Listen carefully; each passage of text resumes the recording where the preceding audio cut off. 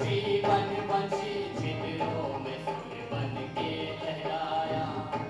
पल भर रुकने वाले बोल, पल भर रुकने वाले बोल, पल भर रुकने वाले बोल, पल भर रुकने वाले बोल। पथिक कहाँ से आया यौवन तेरी चंचल छाया। यौवन तेरी चंचल छाया। यौवन तेरी चंचल छाया।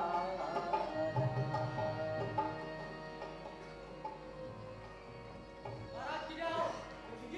कहो, क्या समाचार? महाराज, मैंने उन्हें समझा दिया। हम लोगों का अपना दृढ़ है। उन्हें दो में से एक करनी होगा, या तो अपने प्राण दे अथवा हमारे संधि के नियमों को स्वीकार करे। तो क्या वे समझ गए? दूसरा उपाय क्या था? यो छोकरा रामगुप्त समुद्रगुप्त की तरह दिग्विजय करन निकला था।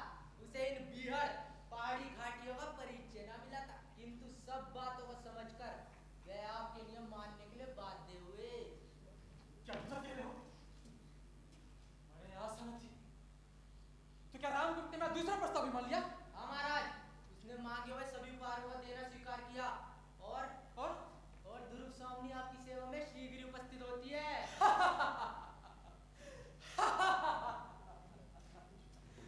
ध्रुव स्वामिनी। तुमने कितना सुंदर समाचार सुना है। आज देवपुत्र की स्वर्गीय आत्मा कितनी प्रसन्न होगी। ये उनकी पराजयों का प्रतिशोध है। उन गुप्तों की दृष्टि में हम जंगली, बर्बर और असभ्य ना, कि हमारी प्रतिहिंसा भी उसी बर्बरता के अनुकूल होगी। हाँ, मैंने अपने शूर सामंतों के लिए भी इख्तियार मांगी। वह तो साथ ही आएंगी महाराज। अरे रात्रि के आगमन की सूचना, दुर्ग का द्वार शीघ्र ही बंद होने को।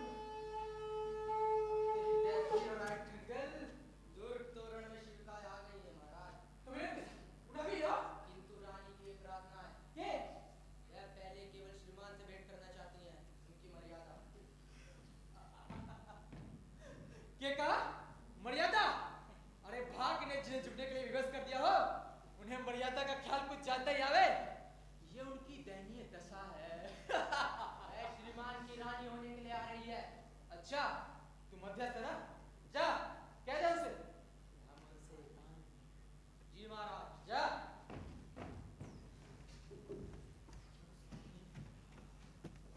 महाराज, मुझे क्या आज्ञा है? अरे कुमा, तू अभी तक नहीं है? मैं तो भूल ही गया था। जी हो रहा है कुमा, मेरे पास आ। नई रानी के आगमन की प्रसन्नता से। नई रानी का आना तुझे अच्छा लगा कुमा? संसार में बहुत सी बातें बिना अच्छी हुए भी अच्छी लगी हैं, और बहुत सी अच्छी बातें बुरी मालूम पड़े हैं। तू तो आचार्य वीर देवता था, कौन सी बातें कर रहा है? वे मेरे पिता तुल्य हैं, उन्हीं की शिक्षा में मैं पली हूँ। हाँ ठीक है, जो बातें राजा को अच्छी लगे मुझे भी रुचनी ही चाहिए। अच्छा, तू इतनी अनुभूति में है, ये तो मुझे आज ही मालूम पड़ा। राजा, तुम्हारी स्नेह सूचनाओं और सहज प्रसन्नता ने जिस दिन इस मन के नीरस और नीरस शून्य में संगीत की, बसंत की और मकरंद की सृष्टि की थी, उसी दिन मैं अनुभूतिमयी हो गई थी। तो क्या वह मेरा भ्रम था? कह दो वह मेरी भूल थी। नहीं कुमा, वह भ्रम नहीं था। मैं सचमुच तुझसे प्यार करता हूँ। तब भी वह बात, अरे कौन सी बात? जो आज होने जा रही है। आज तुम एक स्त्री को अपने पति से विच्छिन्न कराकर अपने गर्व की तृप्ति के लिए यह कैसा अनर्थ कर रहे हो? अरे पगली, ये मेरी राजनीति का प्रतिशोध है। किंतु राजनीति का प्रतिशोध एक स्त्री को कुचले बिना ना हो सके है। बस, ये बातें समझ में ना आए, उस पर विवाद ना करते अच्छा। मैं क्यों ना करूं? किंतु नहीं, मुझे विवाद करने का अधिकार नहीं, यह मैं समझ गई हूँ। कोमा, बेटी कोमा, धर्मपुज, मैं आपकी वंदना करता हूँ। कल्याण हो बेटी, मैं तुमको ही दिखने चला आया। अरे तू उदास क्यों है? आचार्य, मैंने रामगुप्त का दर्द दलन करने के लिए ध्रुव स्वामिनी को उपहार में भेजने की आज्ञा दी थी। आज ध्रुव स्वामिनी मेरे दुर्ग में उपस्थित है और इसमें कुमा आपत्ति है। ऐसे कोमा में तो आपत्ति होनी है शेराजन। इस स्त्री का सम्मान नाश करके तुम जो भयानक अपराध करोगे उसके फल क्या अच्छा होगा? और भी ये अपनी भावी पत्नी के प्रति तुम्हारा अत्याचार होगा। भावी पत्नी? अरे क्या तुम सैनिक सफलता से प्रमोद हो जाओगे? क्या तुमने अपने आचार्य की प्रतिपालिता कुमारी के साथ स्नेह का संबंध नहीं स्थापित किया है? क्या इसमें भी संदेह है राजन? आचार्य, हमारी समझ में आप राजनीतिक कामों के बीच में ना आए। ये अच्छा। राजनीति ही मनुष्यों के लिए सब कुछ नहीं है राजन। राजनीति के पीछे नीति से भी हाथ मत दो बेटो। बस बहुत हो चुका। आपके महत्व की भी एक सीमा होगी। अब अगर आप यहाँ से नहीं जाते तो मैं ही चलाता हूँ। चल कोमा, इस दुख से बाहर चल। पिताजी, बेटी हृदय को संभाल, कष्ट सहन करने के लिए प्रस्तुत हो जा।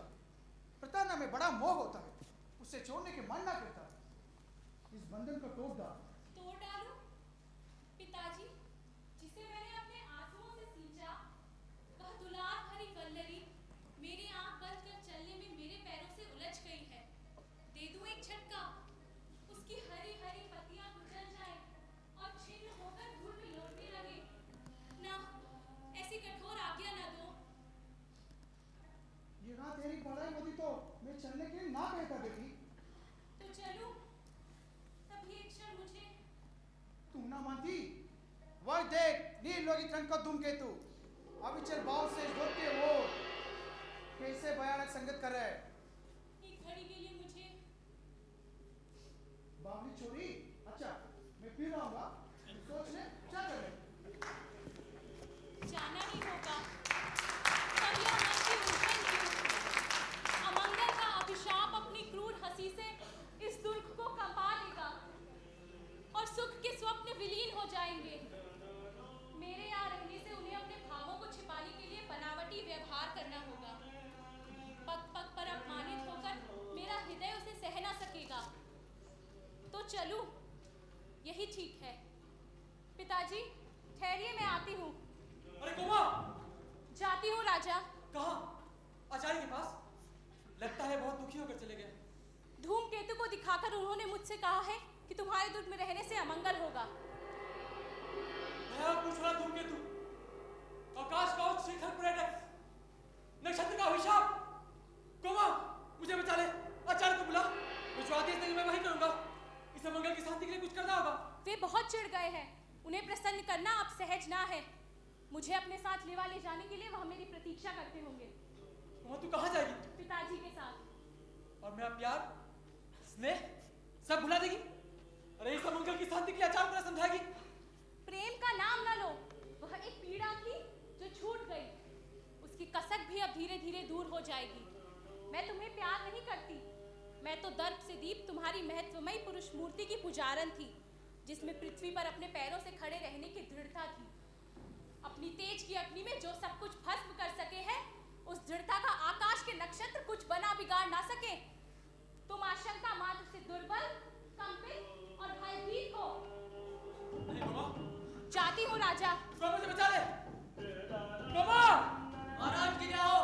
महाराज, दुर्ग सामने पूछने लग रही। एकांत तो आओ।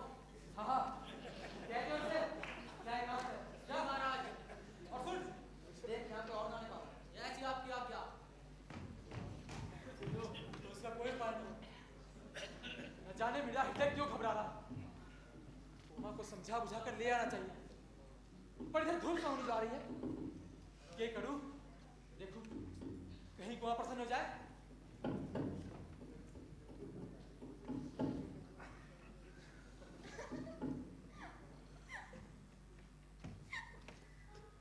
आज तुम कितनी प्रसन्न हो।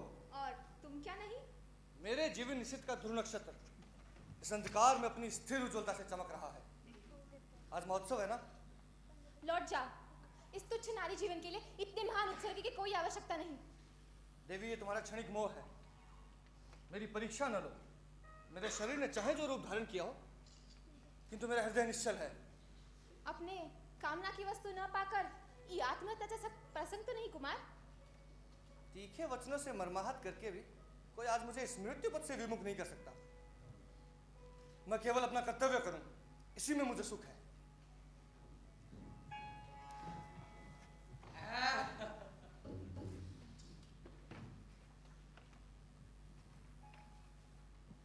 मैं किसको रानी समझूं?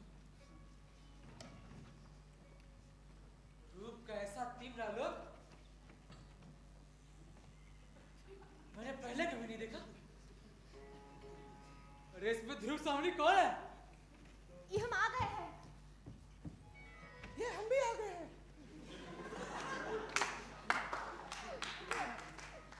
शकराज को तुम धोखा नहीं दे सकती हो। तो स्वामी कौन है? ये एक अंधा भी बता सकता है। चंद्रे, ये तुमको क्या हो गया है? यहाँ आने पर तुम्हारी इच्छा रानी बनने की हो गई है कि हमको सकरात से बचाने के लिए ये तुम्हारी स्वामी भक्ति है। और कौन जाने तुम ऐसा कर रही हो? चंद्रे, हमको दोनों ओर से नष्ट न करो। क्या ऐसे लौट जाने पर हम गुप्तपुर के अंतःपुर में रह पाएंगे? चंद्रे के अगर पुकारने से तुम्हारा क्या तात्पर्य है?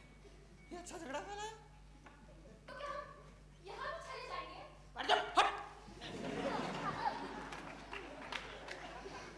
मैं तुम दोनों को ही रानी समझते तो? क्या? हाँ, इसमें मैं क्या? नहीं, ये नहीं हो सकता। तुम्हारा स्वामी कौन है? पहले इसका फैसला होना चाहिए। चंद्रे, हमारे भाग्य के आकाश में अपनी धूम केतु से गति बंद करो। अरे भयानक! सुनिए, चंद्रे, इस धमकी से तो कोई लाभ नहीं। तो ठीक है, तुम्हारा और हमारा जीवन मरण एक साथ होगा। तो डरता कौन है? अरे ठहरो, ठहरो। आचार्य ने ठीक कहा। आज कोई शुभ मुहूर्त नहीं। मैं कल ही किसी विश्वसनीय व्यक्ति को बुलाकर इसका निश्चय कर लूंगा। जाओ, तुम लोग आज विश्राम करो। जाओ। नहीं, इसका निश्चय आज ही होना चाहिए। अरे ये मैं कह रहा हूँ ना। तुम्हारे कहने वाले ये तू कौन प्रबंधक? मैं हूँ चंद्रगुप्त।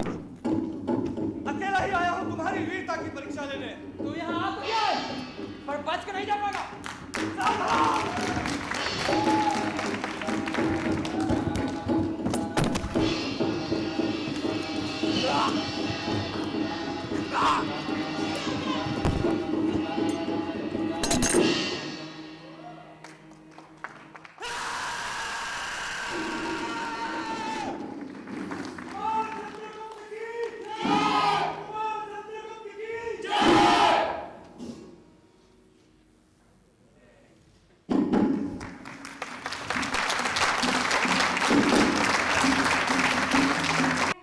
वो पूछ रहे हैं कि महादेवी कहाँ है, लेकिन जैसा ना आपकी आज्ञा हो वैसा नहीं होगा महादेवी, क्योंकि कुमार कहे हैं कि यही ना कि हमसे पूछकर महाराज यहाँ आने पाए?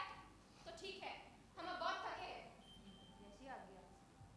अच्छा सुन तो, तुम ये नहीं बताया कि कुमार का घाव अब कैसा है?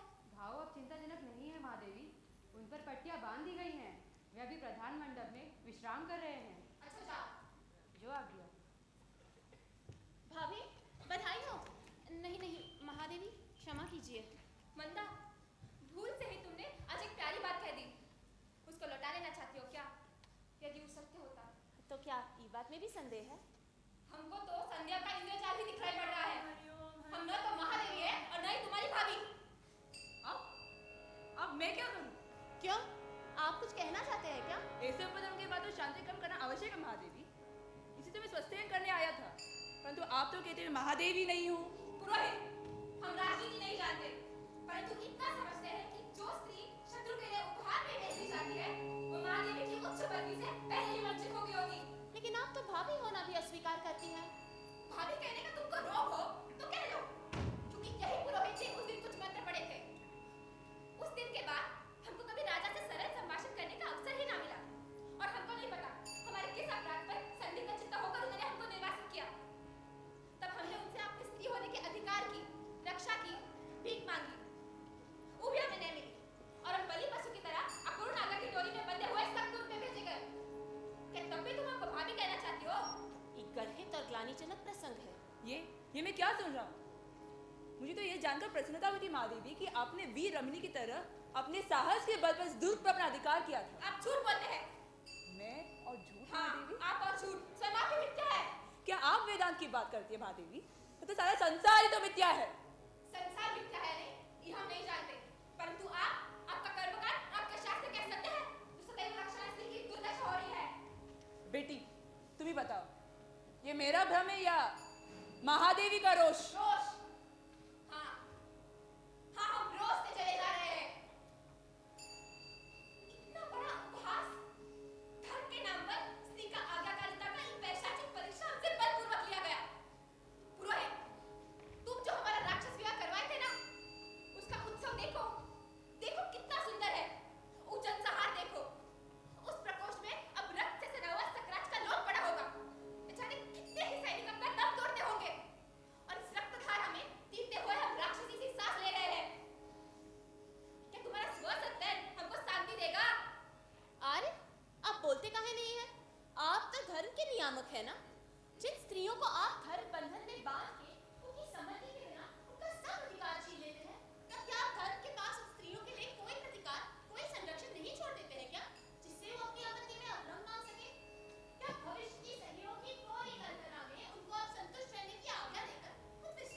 नहीं, स्त्री और पुरुष की परस्पर विश्वासपूर्वक अधिकार रक्षा और सहयोग फिर विवाह कर लेता महादेवी। फिर विवाह और धर्मशास्त्र दोनों तो खेल है। खेल हो या ना हो, परंतु एक क्लीन पति के द्वारा परित्यक्ता स्त्री का मृत्यु मुख में जाना ही मंगल है। उसको स्वसत्य और शांति की कोई आवश्यकता नहीं। ये मैं क्या सुन रहा हूँ? मुझे तो विश्वास ही नहीं होता। अगर जो आप कह रहे हो वो सत्य है महादेवी, तो मुझे पीछे धर्मशास्त्र को ही देखना पड़ेगा।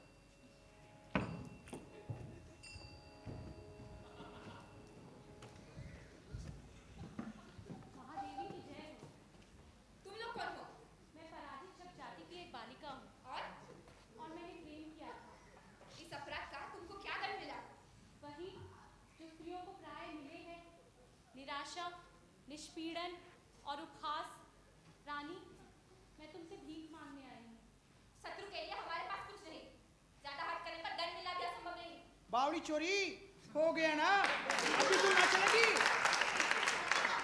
रानी, तुम स्त्री हो, क्या स्त्री की व्यथा न समझोगी?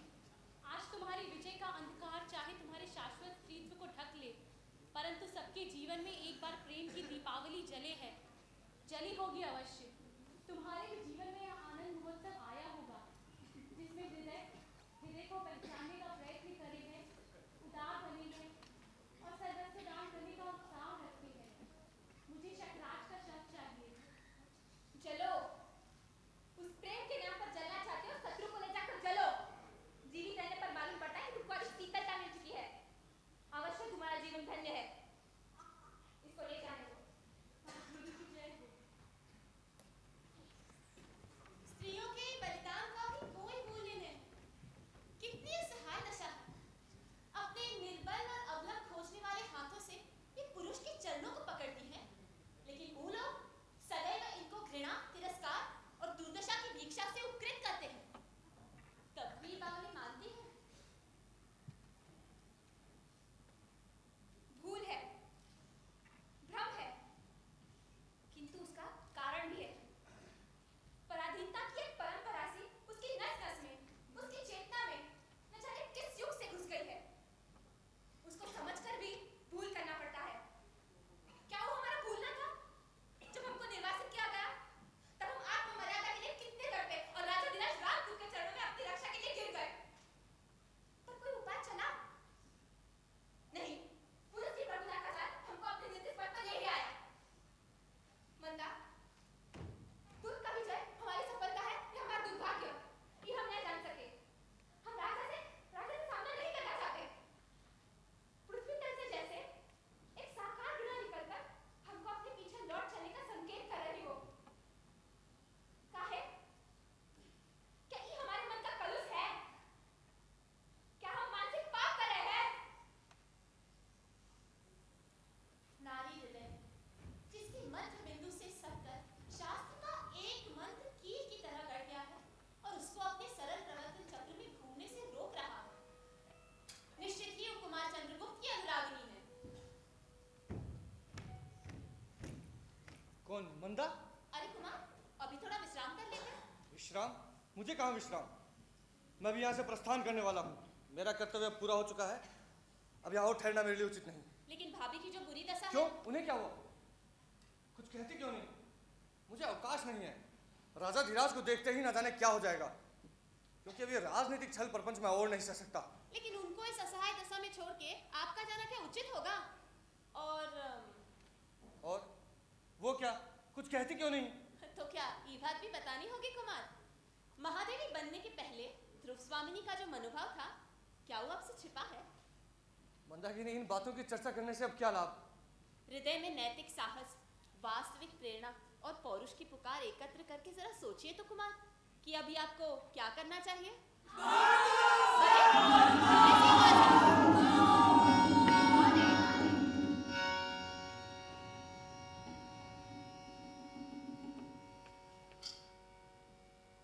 विधान की शाही का एक बिंदु गिरकर भाग्य लिपि पर कालिमा चढ़ा देता।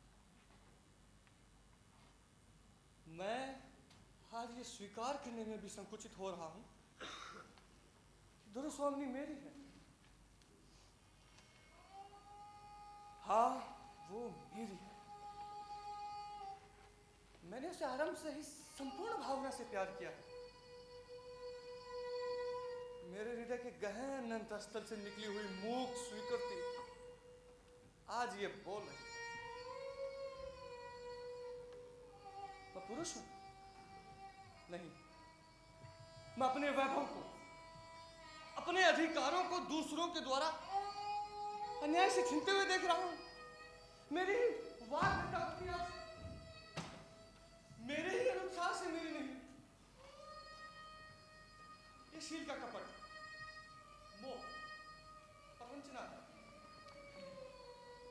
मैं जो हूं वही तो नहीं स्पष्ट रूप से प्रकट कर सकता। ये कैसी विडंबना है? विनय के आवरण में मेरी कायरता कब तक अपने आप को छिपाए रख सकेगी? अरे कुमार, शकराज का शव लेकर जाते हुए राजाधिराज के साथी सैनिकों ने आचार्य और उनकी कन्या को मार डाला। स्वामिनी, आपकी आज्ञा के विरुद्ध राजाधिराज ने उन निरीक्षकों का संहार करवा दिया है। फिर तुम लोग इतना चंचल काहे हो? राजा को आज्ञा देनी चाहिए और प्रजा को उसे नतमस्तक होकर मानना ही होगा। किंतु अब महाशय, राज सत्ता के अस्तित्व की घोषणा के लिए इतना भयंकर प्रदर्शन? अरे हम